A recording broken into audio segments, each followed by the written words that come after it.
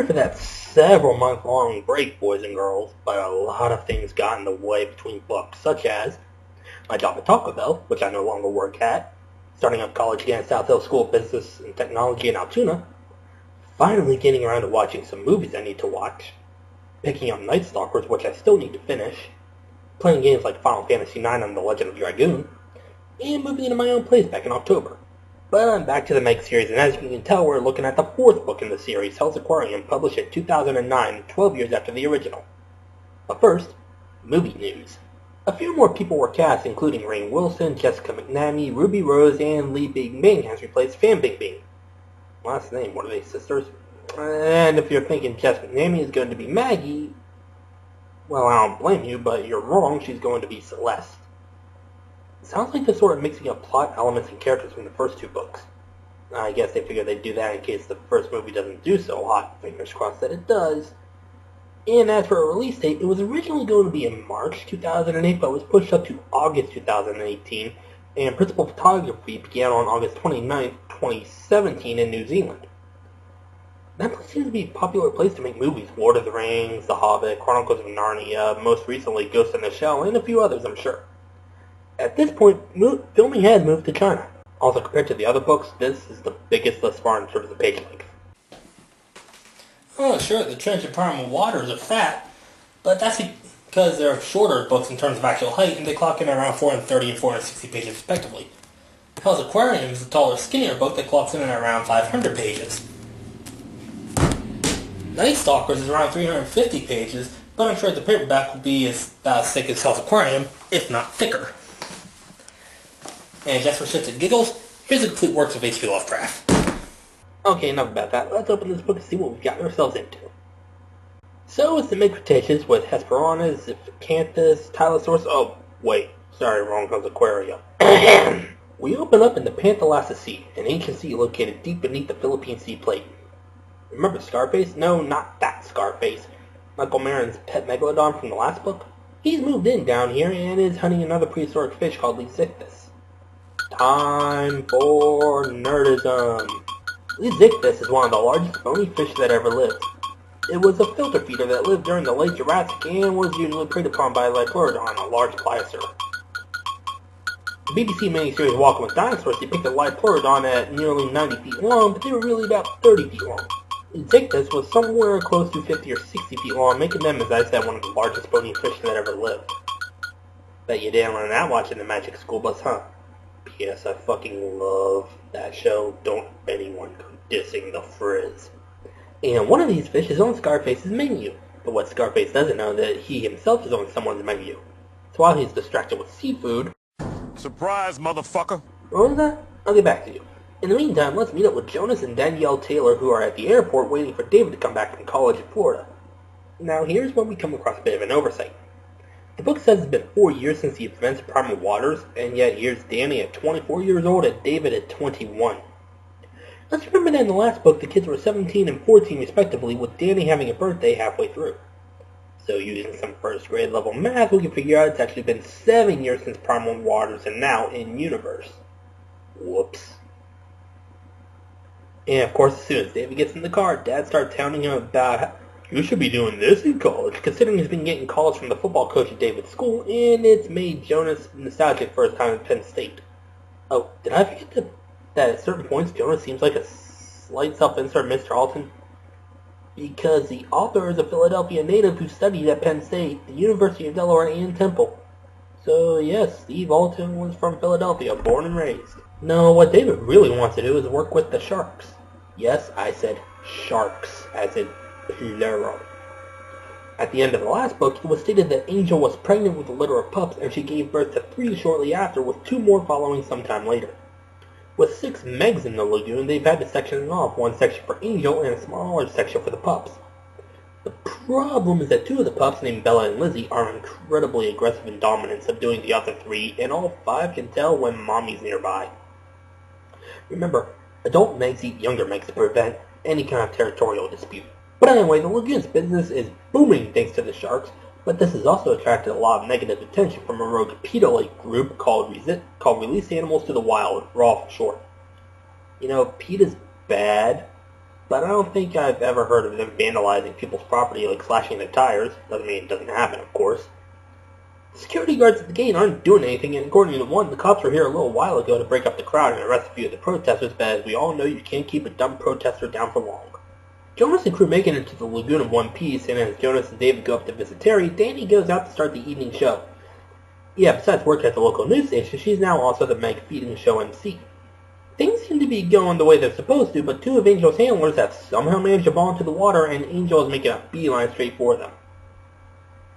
Oh, Chris Pratt, are you done training those raptors yet? Well, okay, it's not just the handlers that have Angel agitated, it's also the fact that she can sense the smaller Megs in the nearby section of the lagoon, and her instincts are telling her that they're threats to her territory. During the frenzy, one of the handlers gets bitten in half. Wow, that was fast. Huh, you can't see people didn't get their money's worth of the show. But only it didn't end with one guy getting chewed in half and Danny suffering concussion and being admitted to the nearby hospital. Meantime, David, whom Jonas is contemplating putting in charge of the Sharks, has gone off to visit Mac. Remember, Jonas made Mac his kid's godfather. We also get an explanation for the Meg pups' names. Mary Kay and Ashley were, of course, named after the Olsen twins, while the other three were named after some of the most infamous killers in history. Lizzie was named after the Countess of Blood, Elizabeth Bathory, though I kinda wish they named her after Lizzie Borden. Belle was named after Belle Gunnis, aka the Black Widow. The only one not named after a murderer is Angelica, who is probably the closest we've got to an Angel Jr. I only bring up the sisters because now, just a few hours after the earlier incident, the pups are acting up. Specifically, Lizzie is attacking Angelica. It's probably some sort of territorial dispute, but I don't think David and Mac and the other animals say want any more blood in the water. Too bad that's exactly what they get when Belle attacks. They haul Angelica out of the water, disemboweling the other shark. Let it be known that you cannot put two or more of the same creature with the same personality in the same room together if someone is going to get their stomach spilled open. But there is some good news, I guess. Danny's going to make a full recovery, and Patricia, whom Mac married sometime between books, is pregnant. That's as far as the good news goes, though. Jonas, David, and a few other members of the Institute's staff are meeting with some lawyers trying to figure out how best to handle this situation. Of course, given that the handler who was killed was just a college student who happened to win a contest to work at the lagoon part-time, there is the possibility of legal action against them. Nothing they haven't seen before between what happened between the first two books, plus any other suits that may have cropped up between Primal Waters and now. Though, believe it or not, the incident has gotten a lot of people buying tickets for the shows. Question. When the orca at SeaWorld killed the handler, did SeaWorld tickets go up? Did more people want to see Shamu because of that? I only ask because I haven't heard of anything happening after that incident, nor have I found anything to say whether the animal was put down, released, or continued to perform. At least nothing to corroborate anything I have found. David gets an idea of what set Angel off, the underwater acoustics. Between the first and second books, Jonas and Terry managed to train Angel to respond to certain sounds, but there was a different sound for a different action, and she was most tuned to the sound that signaled food. But according to David, this time she wanted to show everyone who really runs the show around here, and in Angel's mind, it's not a bunch of tasty humans. That's when Jonas gets a visit from none other than Faisal bin Rashidi, the Crown Prince of Dubai. Dubai, for those of you who may not know, is the largest city in the United Arab Emirates, a tiny country on the Arabian Peninsula. It is home to the Burj Khalifa, the tallest building in the world, standing in at 2,722 feet tall, and it had just finished construction at the time of the book's publication in 2009. Dubai itself is one of the largest distributors of oil in the region, and like the rest of the UAE, all investments and proceeds from the oil distribution is put back into the economy. If you're wondering why the city has a crown princess of the whole damn country, well, I guess that's just the way it is. Dubai has an absolute monarchy, which means that outside of a few special circumstances, there are no general elections, and the Al Maktoum family, I certainly hope I'm pronouncing that right, has ruled the city since 1833. The current ruler of Dubai, according to Wikipedia, is, and again, I'm sorry if I butcher this pronunciation, Sheikh Mohammed bin Rashidi Al Maktoum. So what the hell is the fucking Crown Prince of Dubai doing in this small part of California, visiting the one and, as far as anyone knows, only Megalodon housing facility in the world? Well, it's because he wants two of them, specifically the runs Mary Kay and Ashley, to be the star attractions of a new aquarium he's building over there, part of an amusement park called Dubai Land, and the aquarium is going to be the main attraction. But he doesn't just want to stock it with normal fish, oh no. He's planning to stock up with all sorts of prehistoric marine creatures, all of whom have been found in the Panthelastic Sea thanks to Alison Petrucci, the assistant to Michael Marin in the last book. These creatures, so far, include the giant turtle Archelon, the Ledictus we saw earlier, and a giant armored fish called Dunkleosteus, as well as immense whatever the hell else is down there, which includes the Chronosaurus from the second book, a species of pliosaur called the Lasomodon, Mosasaurus, and Lipleurodon. Yeah, about that last one.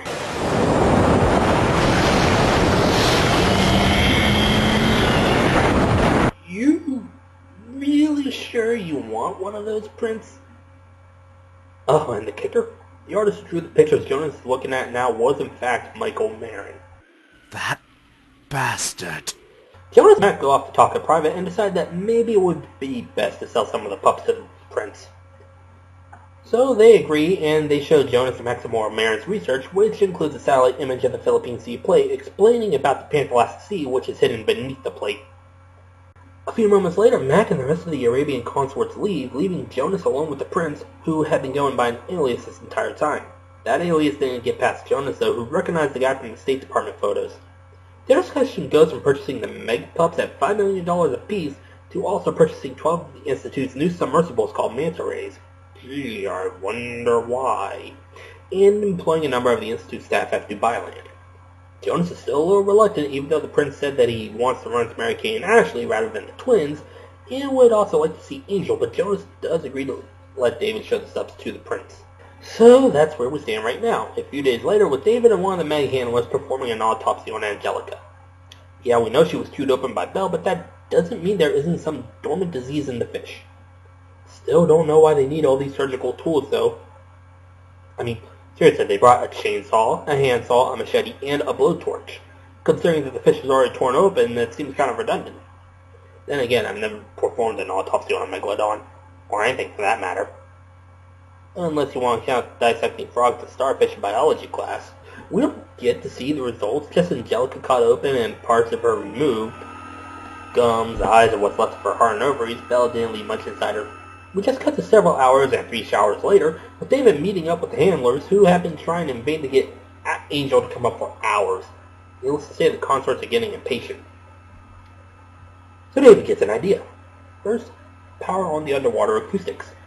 Then cut the slab of cow meat they've been using to lure Angel up. It works, and the consorts are more than a little impressed. The prince himself is really impressed with David and is already considering hiring him for this expedition. The next morning, Terry is giving an interview for Good Morning America talking about the incident with the handler the other day, as well as all the BS Raw has been spewing. The interview goes well, and Terry also takes a moment to rather subtly call Raw out on their bullshit and hypocrisy. What do I mean by hypocrisy? Well, how about complaining about a whale shark dying of a cold in a Georgia aquarium, but not bitching about the whales being hunted in Asia for their oil and their blubber and not because of necessity like it used to? David, in the meantime, is busy showing Ben Rashidi the subs. And by showing him the subs, I mean the two of them taking one for a joyride through Monterey Canyon. The prince loves it, but isn't too keen on the idea of David taking them to the lagoon's outer walls. Neither are the prince's guards, who meet them at the surface with armed weapons. The prince quickly calls off his goons and offers David a position at Dubai Land after they buy Mary Kay and Ashley along with several of the subs. David agrees on the condition that he leaves before the end of August so he can start up classes at Florida again. With the deal sealed, it's time to worry about transporting the runts.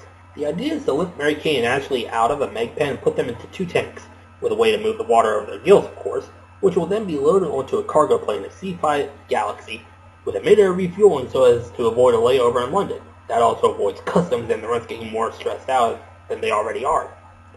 Sure, they'll be stoned out of their minds, but as we all know, an angry megalodon is a scary megalodon, and these fish are always angry. David talks with his father, who gives his blessing, on the condition that David not go on any of these crazy ventures the prince wants to go on, before meeting with the shark handler he called earlier, Brent Nichols. And now just try to imagine this guy's reaction when he learns from David that they want him to retrain Angel. In fact, don't imagine. I'll have Bill Engvall say it for you. Bring me my brown pants. And then we're at the airport. So does anyone want to know why David agreed to this? Anyone? Well, have you ever had to live in another person's shadow, unable to prove your own worth? Are you a Loki? That's how David feels right now. Working at the Tanaka Oceanographic Institute, he's always going to be seen as Jonas Taylor's kid, and he wants to be something more than that, hence this trip. So David boards the plane first class, bitches, where he meets another guy recruited by the prince, Jason Montgomery, Monty for short. They hit it off pretty quickly, and Monty reveals that he's got bipolar disorder. Mr. Alton, I love you, man, but I think you got bipolar mixed up with something else. Bipolar disorder is sudden mood swings, weeks or months of elation followed by weeks or months of manic depression. I can't pinpoint the condition that makes a person spout off random bits of useless trivia, but considering they suffered a brain concussion after being in close proximity to an exploding grenade in Baghdad, I think it's safe to say his thinking process was affected. This sounds like a bit of impulsiveness brought on by a mild case of ADHD. Monty says he's on meds, so it is possible. And it's a good thing he's got these meds too, because if he didn't, and he really does have a mild case of ADHD, then I doubt he'd be training under David to pilot subs into the Peninsula Sea chasing prehistoric sea monsters. We've also got a Navy man and a Canadian. Turns out that 14 people were recruited to pilot the subs, but only 6 people will be selected to partake in the expedition. So how are we going to do this? Written test? True-false questions? A Ninja Warrior course? Okay, well these people have names. The Navy man is Sean Dustman, the Canuck is Hugo Booten, and the pretty girl who just walked onto the plane is Kaylee Seifert. Sean seems to know her. They met at Birch Aquarium in San Diego while she was interning at Scripps at... there's that name again. And Monty is immediately thinking about getting some. Yeah, well, don't forget, pal, you're not here to get laid. You're here to try and get selected for an incredibly dangerous mission to the deepest and oldest part of the planet. So start thinking with the head on your shoulders and not the one in your pants. And they're off with everyone starting to get to know each other. After all, they're going to be working with each other, so they should get to know their colleagues. Back home, Brent Nichols and the other handlers are getting ready to move Mary Kay and Ashley, starting with conditioning them for the trip. It's going to be a long trip and the rents need to be ready. Nichols also asks Jonas for a tissue sample from Angelica's corpse, as well as a sample from one of the sisters. Yeah, dude, I think you got a better chance of pulling a tooth out of an alligator's mouth while it's awake. Still, they try, but the fish won't make it easy for them. Not because the Megs are attacking, but because they're just too flighty. So someone else decides to get into a craft to try to help, but this just agitates Belle and she starts ramming himself against the aquarium windows. Jonas manages to help him escape, but another guy who was also working a sub isn't so lucky and drowns. Whoops. David and company arrive in Dubai after a long flight, and David failing to get anywhere with Kaylee. The prince also tells David that they decided to rename Mary Kay and Ashley to Afra and Zara, both are Arabic words for white. And we now learn that there will be a total of 23 candidates rather than 14, and David's going to be training all of them in between tending to the sharks. Orientation is set to begin in the morning, so until then, everyone goes to the hotel to get some rest. We also get a quick glimpse of Dubai Land, which is like a small-scale version of Jurassic Park, just without all the dinosaurs. Give us some time, we'll have things a lot meaner than the Raptors. Of course, it's not set to open for the next year, giving them time to finish construction on a few of the attractions, stores and restaurants, as well as stock the aquarium. Back home, everyone's shaken by the loss of their handlers, so Jonas and Matt go to the local pub to drown their sorrows. After the previous incidents, they decided to shut down the lagoon permanently. Too many people have been killed there. I imagine it was an easy decision to make, and at the same time, not so easy. After all, that's been their livelihood for a long time, a grand total of 11 years. 4 before Angel got out, and 7 after she came back. Max tries to cheer Jonas up and tell him that Trish finally told him about the pregnancy. That was great and all, but someone was still killed by accident today. Someone else earlier this week. Just as Jonas calls the lab to ask about the tissue sample they managed to get off of Belle, it's back to Dubai to check in with David, who's on his way to the aquarium with Kaylee. On the way there, they meet the real head instructor, retired Navy Captain Brian Suits. Turns out Dave is just an assistant instructor, which must be a real blow to the kid's ego. The two of them, well, let's just say they get off on the wrong foot. Brian sends David off to get Monty, who looks like absolute shit between the jet lag and low sugar. They reach the aquarium and get the grand tour from the assistant director, an Egyptian named Magwed. The tour lasts for a while, but there's still some things he can't show them, at least not yet. But that doesn't stop Monty from coming up with ideas after pickpocketing the guy and taking a map of the aquarium. Back home, we get the results of the DNA test. Belle and Lizzie came from the male that mated with Angel at the end of the last book, while Mary Kay, Ashley, and Angelica were the result of spontaneous generation. In other words, asexual reproduction. making them perfect genetic clones of Angel. It also explains why Belle is the only mate to have some sort of coloring other than pure white. Not only that, but Angelica was pregnant as well thanks to the same process. Actually, this sort of thing isn't too uncommon in the animal world. Some sharks are known to reproduce without the need for a mate, such as the blacktip and some species of hammerhead, as well as boa constrictors and some species of monitor lizards, though it sometimes leads to birth defects. The doctor who performed the test thinks that since there are so few megalodons out there, they had to go to spontaneous generation in order to reproduce. After all, when the Ice Age came during the Pliocene, and they migrated down to the deepest parts of the ocean, they became so spread out and so few that they had to resort to other means of preserving the species, even if it meant asexual reproduction. If you want an example, think the 1998 Godzilla movie. I know some of you would rather not, but hear me out. The monster in that movie was the first and possibly only member of its kind, so in order to repopulate the species, it had to give birth to its young without a mate, one of which went on to be the Godzilla in the animated series. Wow. That kind of all Bill and I up in here. Anyway, David lets his attitude get the best of him when Brian asks him to give the class a demonstration of the man raised capabilities.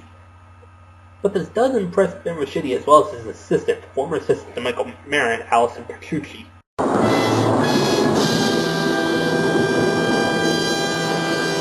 Somehow I knew this would all be connected to the events of the trench. I mean, think about it. Benedict Singer was Celeste Singer's father. I'd rather not talk about that. And in Primal Waters, Marin was trying to get revenge against Jones for killing Celeste, and now here's his former assistant working with the Crown Prince of Dubai to recruit a bunch of people, David included, to essentially go on a suicide mission. Kaylee is less than impressed with David's stunt, and she lets him know later that evening. That really gets David thinking about how stupid that move earlier was, so he goes to visit Monty and blow off some steam. Everyone was given submersible simulation machines to practice with, and Monty, well, he sucks. And that's being nice. So David decides to help him out. And when he gets back to his room, he's met by Brian and Ben Rashidi. Brian thinks David should be canned after that little stunny pool, but some prying from David and the Prince convince him to give David another shot, so he has David and Monty meet him in the lobby. He actually has a job for them, using the sub to retrieve a corpse from the bottom of the Gulf. Things go pear-shaped though, thanks to Monty freaking out, forcing the surfers to call off the mission, which was just a test. There was no corpse at the bottom of the Gulf. Brian agrees to give David another chance, just as long as he doesn't pull any more stunts like he did this morning. The next morning, Jonas and Terry are meeting with an insurance rep to determine if they're covered for the accidents with the handlers. The good news is that they are covered, but the bad news is that because the sharks are far too dangerous, the insurance policy is going to get revoked after this case, essentially putting them out of business. Well, the lagoon was closed down for good earlier, so that doesn't help much.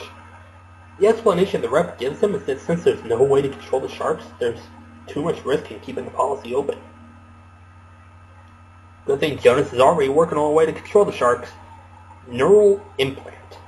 It's basically a remote control that goes into Angel's brain and is controlled via a computer program.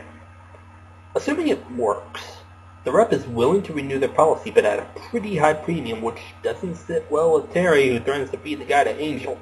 There is just one slight problem with the implant idea, though. How the fuck is Jones supposed to put in an angry, possibly pregnant megalodon? The answer? Carefully. Through a remote-controlled robot from the lab.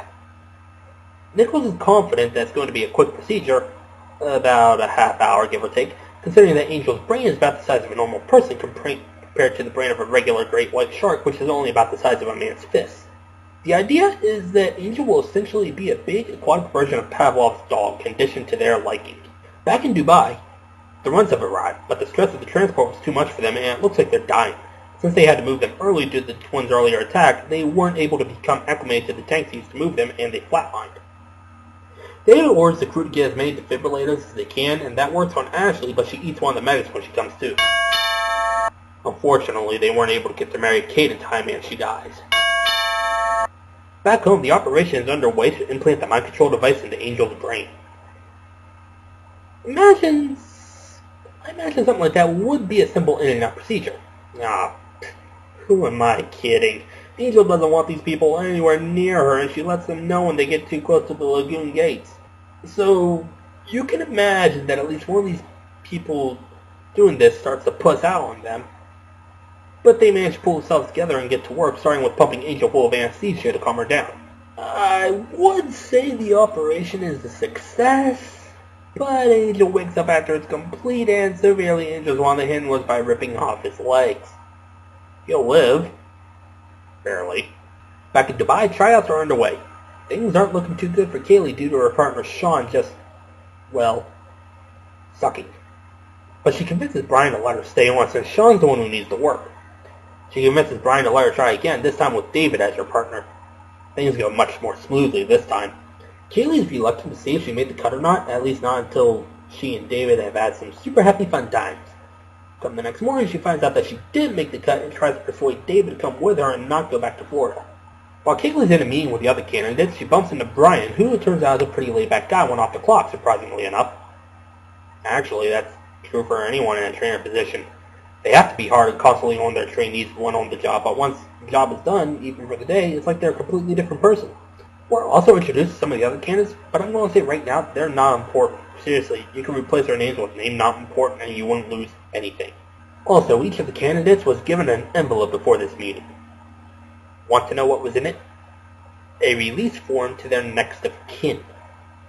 I can only imagine what's going through Kaylee's head right now. David and another handler are checking on the surviving Meg pups. She's doing a lot better going after the Aquarium recovering from the shock of the trip. They get a visit from Ben Rashidi, who offers David a chance to join them. David would like to, but he has to get his father's permission, considering that Jonas told David to stay in Dubai. Jonas isn't keen on the idea and tries to talk David out of it, but that's when Kaylee comes in. David tells her that he still doesn't want to go against Jonas' wishes, and tries to get Kaylee to back out of it too, telling her about the Chronosaurus and the incident with Benedict Singer. To be perfectly honest, I really don't mind that. It shows that the events of the book have long-lasting consequences even to this day. We saw that in the previous book with Michael Marin's quest for revenge that ended up with him going the way of Ahab. Hell, you could say that everything that's happening now could be indirectly connected to the very first book, considering that Angel is the only surviving offspring of the original Meg. Back to the story, we jump ahead 2 weeks. The crew of the show 60 Minutes is converged on the Tanaka Lagoon where Jonas and crew have been testing the neurotransmitter they've implanted on Angel. They use this as an excuse to put on one more show with Danny selecting one person in the crowd to do something absolutely batshit nuts for $1 million. That someone goes by the name of Bobby Bateman. What the rest of the crew doesn't know is that this is all rigged, as the idea is to have Bobby swim across the lagoon with Angel still inside, but they'll swap the real person out with a crash test dummy. Everything goes according to plan as the neurotransmitter is activated and Angel mauls the dummy, but not too badly, just enough to cause some damage. As you would expect, the crowd loves this. Back in Dubai, David and Monty have decided to play a game of Metal Gear Solid Real Life and sneak into the aquarium to see just what they've got in there. That something, or at least the first something they see, is a giant Dunkleosteus, which nearly makes Monty shit himself out of shock alone. I mean, how would you feel if you saw a 30-foot armored fish from the Devonian staring at you? Yeah, that's what I thought. The prince shows up a few moments later, having been watching them through security cameras. Monty didn't know we're there.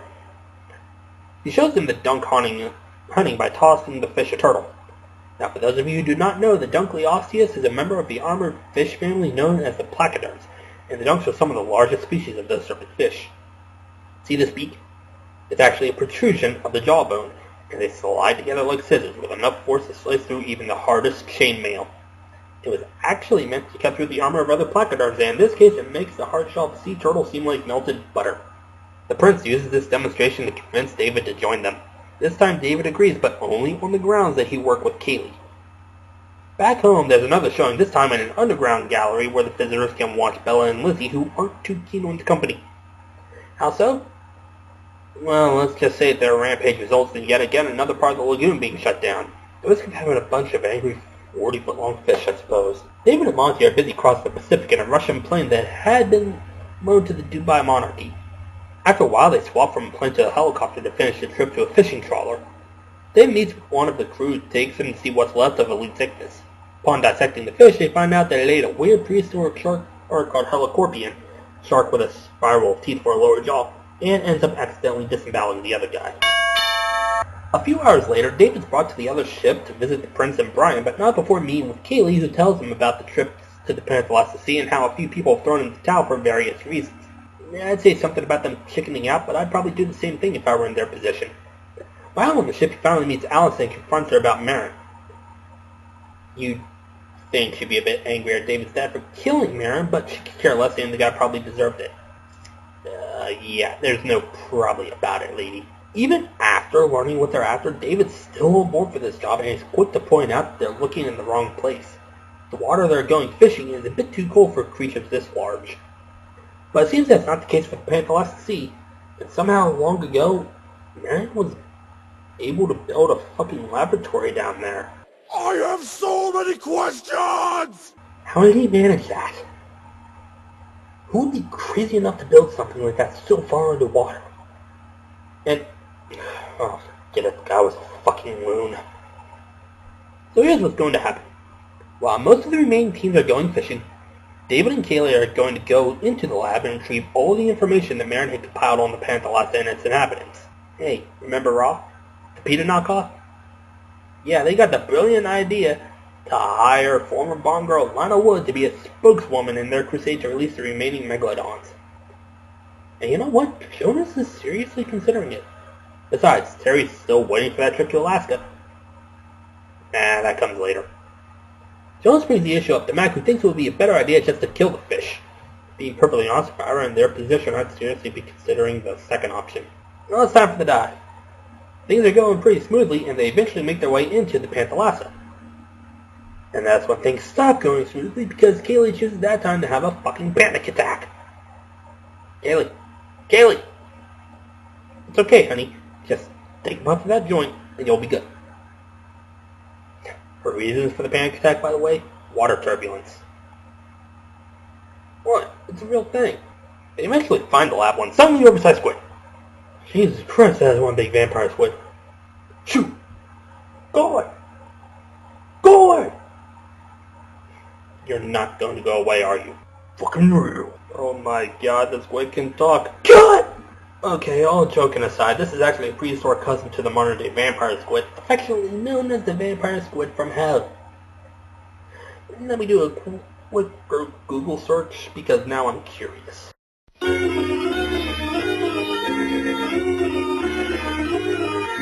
Found nothing. Make of that what you will. To make it into the lab without any issue, the structure feels like it might collapse at any second. Better work fast, kids. They managed to find what they're looking for, so now it's time to get out. You can already hear the Metroid Escape theme playing. They get out just in time because the lab collapses just after their sub pulls away. Trevor's having an argument with Lana Wood about the way the sharks are being treated, and you know what? Even if she weren't one of the main characters, I've got to side with Terry on this one, because what the hell does a former Bond girl know about taking care of a 50-foot fish with an anger problem? Tell me, what do you think someone who's never been around sharks knows about raising them? Is it A, the proper time to feed them and the right amount to give them, B, correct aquarium cleaning techniques to keep you from getting the top half of your body chewed off, C, the right safety measures to take when diving in the water with them, or D, none of the above? If you guessed D, you get a cookie. While that's going on, Jonas and Mac are working on moving Angel. It's trickier than it sounds, especially when it came to Len and Eric Holland are arguing the entire time. They do eventually manage to catch Angel, but she's so riled up that putting her to sleep, as in actual sleep, not death, just in case you were confused, is out of the question at first, but they do eventually get her to calm down. Rock-a-bye fishy in the big boat. Meanwhile, David and Kaylee are, cold. I guess their sub's thermostat broke.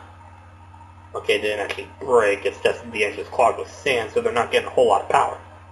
But David remembers the words of his granddaddy Masao, which spurs him on to unclog the engine, somehow, and does it in time too, because they've got company. A small group of helicorpians and another big fish called Intestus. Basically think of fish with scissors for a mouth. David and Kaylee manage to get away and come across a school of lead sickness.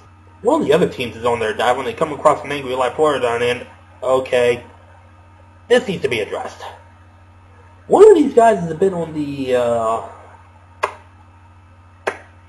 religious side, but even so, you've got a big, angry, hungry sea monster from Earth's ancient past, and it's chasing you, and someone who isn't as religious as you takes the Lord's name in vain. I think you've got to rethink your priorities, because instead of focusing on the Liplorodon, this guy calls the other guy out on his blasphemy. Priorities, man. You do not have them. I hope you learn what priorities are in the afterlife, because you and your partner just got swallowed. As for Jonas and friends, Mac reveals that he's had a spy friend of his keeping tabs on Ben Rashidi and lets Jonas know that David's down in the Panthalassa. Well, that ruffles Jonas' Jimmy, so they set course for the Philippine Sea. David and Kaylee are still continuing their journey, and after getting away from the lead sickness feeding frenzy, they come across the big boy himself, Liplorodon. I haven't really gotten into this. Let's just say he's a little bit bigger than the Megs. Well, here's an artist's rendition for scale. Let that sink in for a moment. They manage to escape the monstrous, monster, and end up at the wreck of the USS Indianapolis. Talk about pure dumb luck. But this is just a mild distraction since the Liplorodon finds them again and the pursuit continues. This guy is either really hungry and just has his eyes set on them, or he has something against submersibles. What is it? Did a submersible kill your mother? Did it shoot your dog? Oh wait, you're a water lizard. You don't have a dog, and no, a dog-free shark doesn't fucking count. At this time, Jonas arrives on the ship, and David and Kaylee launch from and meets Monty. And there's a bit of a heated confrontation when Jonas goes to meet Ben Rashidi and his crew and nearly comes to blows with Allison. Meanwhile, down below, David and Kaylee are having, let's just say, an hour of oxygen left. Clock is ticking, people. Jonas decides he has to go down there and save his son, but since the Liplorodon's down there too, a little light bulb goes off. Use Angel as an escort. Remember that implant they put in her head a little bit ago? Yeah, he's going to use that to remotely control her into fighting the big lizard. So while Jonas makes his dive, the folks in Raw are working on releasing Bella and Lizzie. Oh, did I say working on? I mean succeeding in. The only hitch is that Danny spots him, and during the scuffle, one of the Raw guys gets swallowed by Lizzie. And then the sisters escape by pulling a Free Willy and leaping over the canal wall. I'm sure that won't have any negative repercussions. This results in Lana Wood getting chewed on. Jonas begins his dive with Angel not far off, and as he's securing a tow line to David and Kaylee's sub as the Liplorodon appears. I never thought I'd say this, but here's Angel to the rescue. Alright, asshole, listen up. Angel's about to need you to back in order. It goes, you, the sand, the crabs inside of the sand, Angel's stool, Jonas, then Angel. Any questions? Yeah. Have fun being digested, bitch. You guys have no idea how long I've waited to write that. So there's this big Megalodon versus Liplorodon fight as Jonas is hauling David and Kaylee back to the surface, and that's where...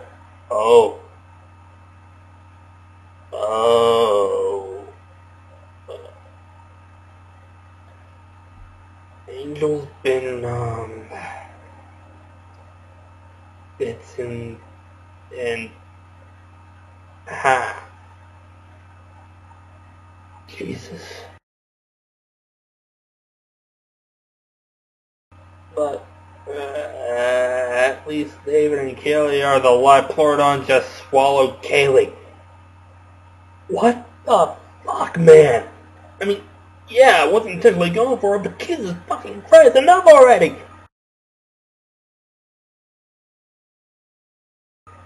I mean, fuck. You know, what the hell, man? I like that girl. She was a fun character, and you just had to go and kill her like that? Big Owen, I love you, man, but sometimes I just want to yell, fuck you! So is it any wonder why the next time we see David at the end of the book, which is right now, by the way, he's in therapy and planning a revenge trip against that damn lizard? Yeah, that's how the book ends, on a bit of a cliffhanger.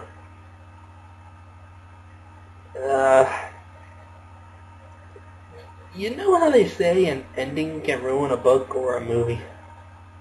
This book was pretty good, up until the ending. Angel's dead, Kaylee's dead, I mean, holy shit. Now, if you're going to ask me why it took so damn long, well, I already explained earlier. Besides, shit happens. Again, I enjoyed the book, save for that gut punch of an ending, and if that ruins the experience for you, well, I'm sorry. But next time we meet in the Meg universe, we're going into spin-off territory with The Lock. See you then.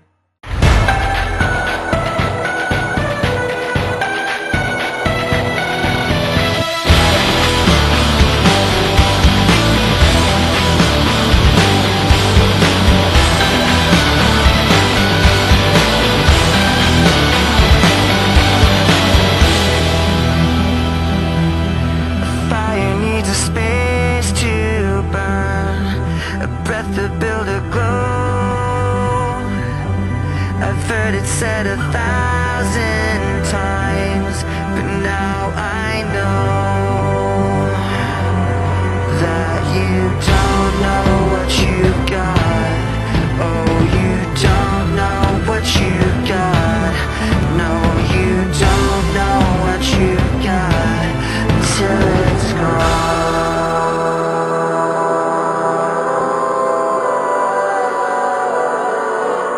Till it's gone.